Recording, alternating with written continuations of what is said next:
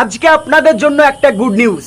তো গুড নিউজটা হলো এটাই যে আমাদের রাজ্যের মুখ্যমন্ত্রী শুভেন্দু অধিকারী মহাশয় উত্তরবঙ্গে 4টি জাতীয় প্রতিষ্ঠান করতে চলেছেন।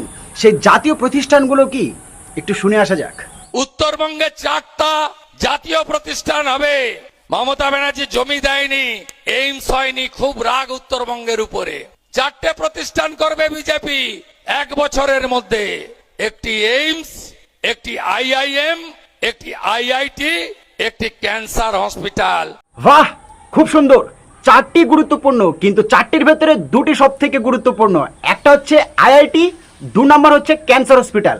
আইআইটি এই জন্য গুরুত্বপূর্ণ কারণ বেশিরভাগ স্টুডেন্টদের বললেই বুঝতে পারে না যে আইআইটি মানে কি। আইআইটি মানে এটাই ইন্ডিয়ান ইনস্টিটিউট অফ টেকনোলজি।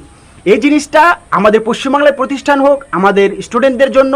2 নম্বর, আমাদের সাধারণ মানুষের ক্যান্সার হলে পারে সেই ক্যান্সারের যে একটা ভয় না বাঁচার, সেই বাঁচার থেকে মুক্তি পাওয়ার জন্য আমাদের ক্যান্সার হসপিটালটা হওয়া বেশি জরুরি। তো আপনাদের কি মতামত অবশ্যই কমেন্ট বক্সে কমেন্ট করে বলবেন। জয় শ্রীরাম।